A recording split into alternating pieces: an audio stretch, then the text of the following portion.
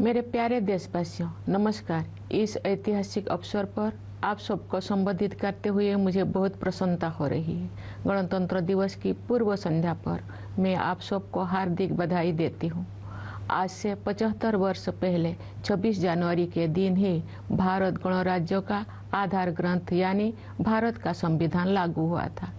लगभग 3 वर्ष के विचार विमर्श के बाद संविधान सभा ने 26 नवंबर 1949 के दिन संविधान को अंगीकृत किया था। इसी उपलक्ष्य में 26 नवंबर का दिन वर्ष 2015 से संविधान दिवस के रूप में मनाया जाता है। गणतंत्र दिवस का उत्सव सभी देशवासियों के लिए सामूहिक उल्लास और गौरव का विषय है। ये कहा जा सकता है कि किसी राष्ट्र के इतिहास में 75 साल का समय पलक झपकने जैसा होता है, लेकिन मेरी विचार से भारत के पिछले 75 वर्ष के संदर्भ में ऐसे बिल्कुल नहीं कहा जा सकता है। ये अकालखंड है जिसमें लंबे समय से सोई हुई भारत की आत्मा फिर से जागी है और हमारा देश विश्व समुदाय में अपना समुचित स्थान प्राप्त करने के लिए अग्रसर हुआ है। विश्व के प्राचीनतम सभ्यताओं में शामिल भारत को ज्ञान और विवेक का उद्गम माना जाता था, लेकिन भारत को एक अंधकारमय दौर से गुजरना पड़ा। औपनिवेशिक शासन में अमानवीय शोषण के कारण देश में घोर गरीबी व्याप्त हो गई। आज के दिन सबसे पहले हम उन शूरवीरों को याद करते हैं जिन्होंने मातृभूमि को विदेशी शासन की बेड़ियों से मुक्त करने के लिए बड़ी से बड़ी कुर्बानी दी। उनमें से कुछ स्वाधीनता सेनानियों के बारे में लोग जानते हैं, लेकिन बहुतों के बारे में उन्हें जानकारी नहीं थी। इस वर्ष हम भगवान बिरसा मुंडा की 150वीं जयंती मना रहे हैं। वे ऐसे अग्रणी स्वाधीनता सेनानियों में शामिल हैं जिनकी भूमिका को राष्ट्रीय इतिहास के संदर्भ में आप समुचित महत्व दिया जा रहा है। 20वीं सदी के आरंभिक दशकों में स्वाधीनता सेनानियों के संघर्षों ने संगठित राष्ट्रव्यापी आंदोलन का रूप ले लिया। देश का सौभाग्य था कि महात्मा गांधी, रविंद्रनाथ टैगोर और बाबा साहेब आम्बेडकर जैसे महान विभूतियों ने हमारे देश के लोकतांत्रिक मूल्यों को फिर से जीवंत बनाया। न्याय, स्वतंत्रता, समता और बंधुता केवल सैद्धांतिक अवधारणाएं नहीं है, जिनका परिचय हमें आधुनिक युग में प्राप्त हुआ है। ये जीवन मूल्य तो सदा से हमारी सभ्यता और संस्कृति का अंग रही है। नव स्वाधीन भारत के संविधान और गणराज्य के भविष्य को लेकर जो आलोचक संदेह व्यक्त करते थे, उन लोगों को इन्हीं जीवन मूल्यों के बल पर पूरी तरह से गलत सिद्ध किया जा सका। भारत के गणतांत्रिक मूल्यों का प्रतिबिंब हमारी संविधान सभा की संरचना में भी दिखाई देता है। उस सभा में देश के सभी हिस्सों और सभी समुदायों का प्रतिनिधित्व था। सबसे अधिक उल्लेखनीय बात ये है कि संविधान सभा में सरोजिनी नायडू, राजकुमारी अमृतकर, सुचेता कृपलानी, हंसाबेन मेहता और मालती चौधरी जैसे 15 असाधारण महिलाएं भी शामिल थी। दुनिया के कई हिस्सों में जो महिलाओं की समानता को एक सुदूर आदर्श समझा जाता था, तो भारत में महिलाएं राष्ट्र की नियति को आकार देने में सक्रिय योगदान दे रही थी। हमारा संविधान एक जीवंत दस्तावेज इसीलिए बन पाया है क्योंकि नागरिकों की निष्ठा सदियों से हमारी नैतिकता परक जीवन दृष्टि का प्रमुख तत्व रही है।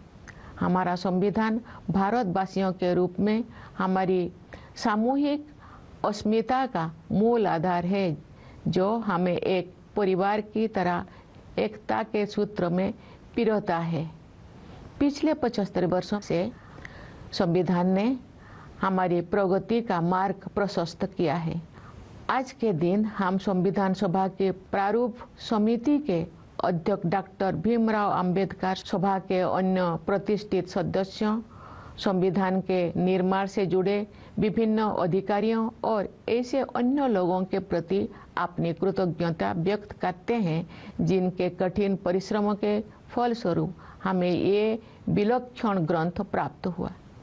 प्यारे देशवासियों, संविधान लागू होने के बाद के ये 75 वर्ष हमारे युवा गणतंत्र की सर्वांगीण प्रगति के साक्षी है। स्वाधीनता के समय और उसके बाद भी देश के बड़े हिस्सों में घोर गरीबी और भूखमरी की स्थिति बनी हुई थी, लेकिन हमारा आत्मविश्वास कभी डिगा नहीं। हमने ऐसे परिस्थितियों के निर्माण का संकल्प लिया जिनमें सभी को विकास करने का अवसर मिल सके। हमारे किसान भाई बहनों ने कड़ी मेहनत की और हमारे देश को खाद्यान्न उत्पादन में आत्मनिर्भर बनाया। हमारे मजदूर भाई बहनों ने अथक परिश्रम करके हमारा इंफ्रास्ट्रक्चर और मैन्युफैक्चरिंग सेक्टर का कायाकल्प कर दिया। उनके शानदार प्रदर्शन के बल पर आज भारतीय अर्थव्यवस्था विश्व के आर्थिक परिदृश्य को प्रभावित कर रही है। आज का भारत अंतर्राष्ट्रीय मंच पर नेतृत्व की स्थिति हासिल कर रहा है। संविधान में निर्धारित रूपरेखा के बिना ये व्यापक परिवर्तन संभव नहीं हो सकता था। हाल के वर्षों में आर्थिक विकास की दर लगातार ऊंची रही है, जिससे हमारे युवाओं के लिए रोजगार के अवसर पैदा हुई है। किसानों और मजदूरों के हाथों में अधिक पैसा आया है तथा बड़ी संख्या में लोगों को गरीबी से बाहर निकाला गया है।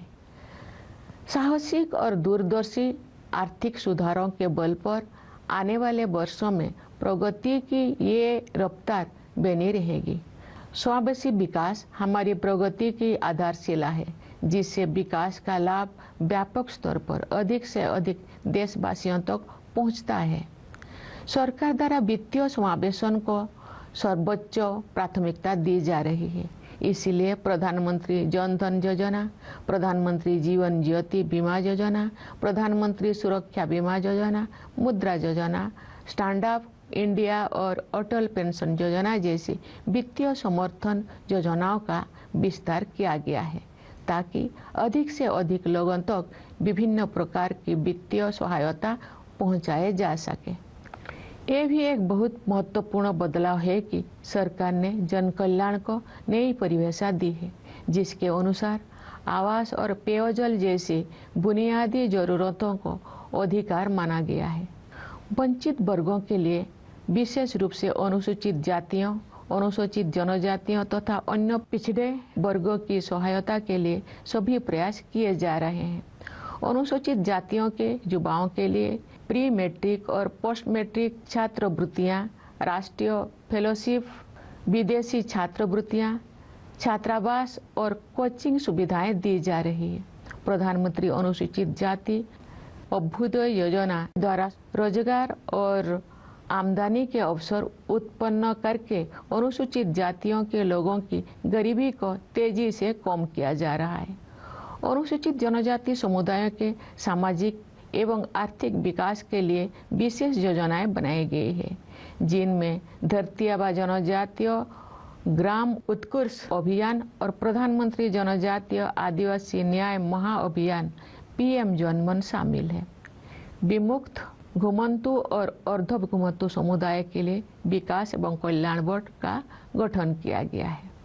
पिछले एक दशक में सड़कों और रेल मार्ग, बंदरगाह और लॉजिस्टिक हब्स सहित फिजिकल इंफ्रास्ट्रक्चर के विकास पर बल दिया गया है। इससे एक ऐसा मजबूत आधार विकसित हो गया है जो आने वाले दशकों में विकास को संबल प्रदान करेगा। सरकार ने वित्त के क्षेत्र में जिस तरह से प्रौद्योगिकी का उपयोग किया है, वो एक मिसाल है। डिजिटल भुगतान को विभिन्न विकल्पों के साथ साथ प्रत्यक्ष लाभ हस्तांतरण की प्रणाली ने समावेशन को बढ़ावा दिया है, जिससे बड़ी संख्या में लोगों को फॉर्मल सिस्टम में शामिल किया जा सका है। इसके कारण सिस्टम में अभूतपूर्व पारदर्शिता भी आई है। इस प्रक्रिया में कुछ वर्षों के दौरान ही हमने एक ऐसा मजबूत डिजिटल पब्लिक इंफ्रास्ट्रक्चर विकसित कर लिया है जो विश्व की श्रेष्ठतम संरचनाओं में से एक है।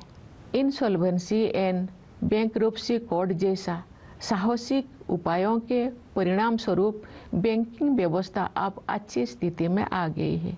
इससे शेड्यूल्ड कमर्शियल बैंकों की नॉन परफॉर्मिंग एसेट्स में काफ़ी कमी आई है। प्यारे देशवासियों, वर्ष 1947 में हमने स्वाधीनता प्राप्त कर ली थी, लेकिन औपनिवेशिक मानसिकता के कई अवशेष लंबे समय तक विद्यमान रहे। हाल के दौर में उस मानसिकता को बदलने के ठोस प्रयास हमें दिखाई दे रही है। ऐसे प्रयासों में Indian penal code, criminal procedure code और इंडियन एविडेंस एक्ट के स्थान पर भारतीय न्याय संहिता, भारतीय नागरिक सुरक्षा संहिता और भारतीय साक्ष्य अधिनियम को लागू करने का निर्णय सर्वाधिक उल्लेखनीय है।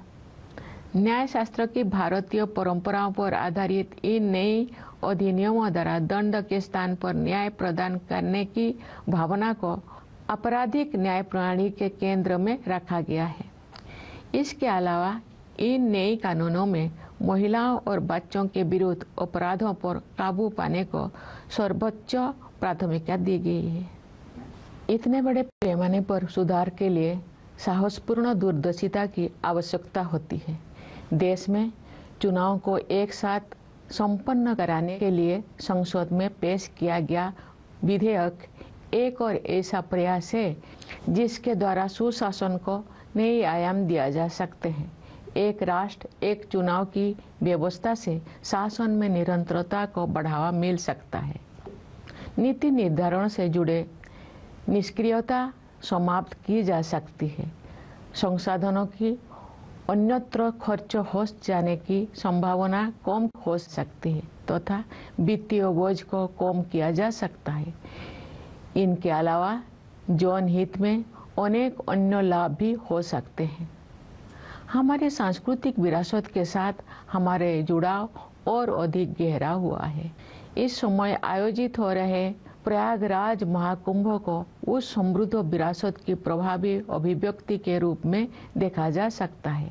हमारी परंपराओं और रीति रिवाजों को संरक्षित करने तथा उनमें नई ऊर्जा का संचार करने के लिए संस्कृति के क्षेत्र में अनेक उत्साहजनक प्रयास किए जा रहे हैं। भारत भूमि महान भाषाई विविधता से समृद्ध है। इस समृद्धि को संरक्षित करने तथा इस और परंपरा को आगे बढ़ाने के लिए सरकार ने असमिया, बंगला, मराठी, पाली और प्राकृत को शास्त्रीय भाषाओं के रूप में मान्यता प्रदान की है। तमिल, संस्कृत, तेलुगु, कन्नड़, मलयालम और ओडिया भाषाएं पहले से ही इन श्रेणी में शामिल हैं। सरकार अब इन 11 शास्त्रीय भाषाओं में शोध कार्यों को सक्रिय रूप से बढ़ावा दे रही है। मुझे प्रसन्नता है कि गुजरात के वडनगर में भारत के प्रथम आर्कोलॉजिकल एक्सपीरियंशियल म्यूजियम का कार्य पूरा होने वाला है। ये म्यूजियम एक आर्कोलॉजिकल साइट से जुड़ा हुआ है। इस स्थल पर मनुष्यों की बस्ती होने के लगभग 800 वर्ष ईसा पूर्व के साक्ष्य मिलते हैं। इस संग्रहालय में विभिन्न युगों की अलग अलग प्रकार की कला, शिल्प और सांस्कृतिक सामग्री को प्रदर्शित किया जाएगा। प्यारे देशवासियों, आज की हमारी युवा पीढ़ी काल के भारत का निर्माण करेगी। हमारी युवा पीढ़ी की प्रतिभा शिक्षा के द्वारा ही निखरती है।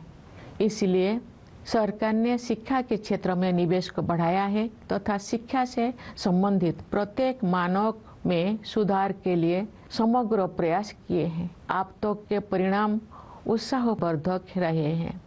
पिछले दशक में शिक्षा की गुणवत्ता, भौतिक अवसंरचना तथा डिजिटल समावेशन के आयामों में व्यापक बदलाव आया है। शिक्षा के विभिन्न स्तरों पर शिक्षण माध्यम के रूप में क्षेत्रीय भाषाओं को बढ़ावा दिया जा रहा है। विद्यार्थियों के प्रदर्शन में आशा के अनुरूप उल्लेखनीय सुधार हुआ है। मुझे ये जानकर खुशी हुई है कि महिला शिक्षकों ने इस परिवर्तन में महत्वपूर्ण भूमिका निभाई है। पिछले दशक के दौरान नियुक्त शिक्षकों में महिला की भागीदारी 60% से अधिक है। व्यावसायिक शिक्षा और कौशल विकास का विस्तार तथा इन्हें मुख्य धारा में शामिल किया जाना स्वागत योग्य उपलब्धि है। इस प्रक्रिया को आगे बढ़ाते हुए आप हमारे युवाओं को योजनाबद्ध तरीके से कॉरपोरेट सेक्टर में इंटर्नशिप के अवसर प्रदान किए जा रहा है। स्कूल स्तर की शिक्षा का आधार मजबूत बनाने के साथ साथ हमारे देश में विद्यार्जन की विभिन्न शाखाओं, विशेष रूप से विज्ञान और प्रौद्योगिकी के क्षेत्रों में नई ऊंचाइयां हासिल की जा रही है। इंटेलेक्चुअल प्रॉपर्टी फाइलिंग की दृष्टि से भारत का विश्व में छोटा स्थान है। ग्लोबल इनोवेशन इंडेक्स में भारत की रैंकिंग लगातार बेहतर हुई है। वर्ष 2020 में भारत 48वें स्थान पर था। स्थिति में सुधार करते हुए वर्ष 2024 में भारत 39वें स्थान पर आ गया है। बढ़ते आत्मविश्वास के साथ हम अनेक प्रयासों के बल पर अत्याधुनिक अनुसंधान में अपने भागीदारी बढ़ा रहे हैं। नेशनल क्वांटम मिशन का उद्देश्य प्रौद्योगिकी के इस नए क्षेत्र में एक जीवंत और नवीन इकोसिस्टम को विकसित करना है। एक अन्य उल्लेखनीय शुरुआत national mission on interdisciplinary cyber physical system से संबंध है। इसके तहत artificial intelligence, machine learning, robotics और साइबर सिक्योरिटी जैसे अनेक उन्नत प्रौद्योगिकियों पर कार्य करने की योजना है। इन प्रौद्योगिकियों को कुछ समय पहले तक फ्यूचरिस्टिक समझा जाता था, लेकिन अब ये तेजी से हमारे दैनिक जीवन का हिस्सा बनती जा रही है। जीनोम इंडिया प्रोजेक्ट प्रकृति के रहस्यों की खोज का एक रोचक अभियान तो है ही, ये भारतीय विज्ञान के इतिहास में एक निर्णायक अध्याय भी है। इसके प्रमुख कार्यक्रम के तहत इसी महीने 10,000 भारतीयों की जीनोम सीक्वेंसिंग को अनुसंधान के लिए उपलब्ध कराया गया है। ज्ञान के नए आयामों को खोलने वाले ये परियोजना बायोटेक्नोलॉजी रिसर्च में नई मार्ग प्रशस्त करेगी तथा सार्वजनिक स्वास्थ्य सेवा प्रणाली को भी मजबूत बनाएगी। भारतीय अंतरिक्ष अनुसंधान संगठन ने हाल के वर्षों में अंतरिक्ष विज्ञान के क्षेत्र में बहुत बड़ी उपलब्धियां हासिल की है। इस महीने इसरो ने अपने सफल स्पेस डॉकिंग एक्सपेरिमेंट से देश को एक बार फिर गौरवान्वित किया है। भारत अब विश्व का चौथा देश बन गया है जिसके पास ये क्षमता उपलब्ध है। एक राष्ट्र के रूप में हमारा बढ़ता आत्मविश्वास खेलों के क्षेत्र में भी दिखाई देता है। हमारे खिलाड़ियों ने सफलता के प्रभावशाली अध्याय रचे हैं। पिछले वर्ष हमारे खिलाड़ियों ने ओलंपिक खेलों में अच्छा प्रदर्शन किया है। पैरा ओलंपिक खेलों में हमने अपना अब तक का सबसे बड़ा दल भेजा जिसने अब तक का सर्वश्रेष्ठ प्रदर्शन किया।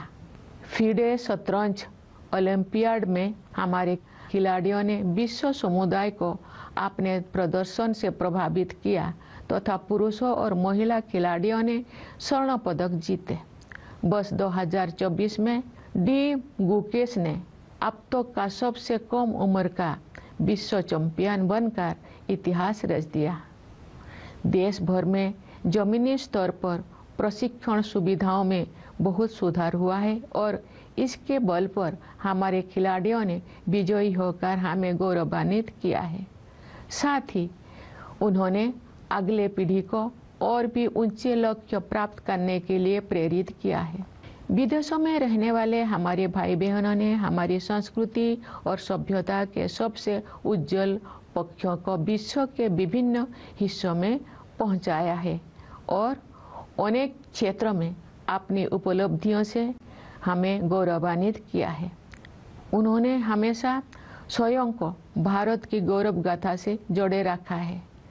जैसा कि मैंने इसी महीने प्रवासी भारतीय दिवस के अवसर पर कहा था, वर्ष 2047 तक विकसित भारत के निर्माण में प्रवासी भारतीयों की सक्रिय और उत्साहपूर्ण भागीदारी पर मुझे पूरा भरोसा है।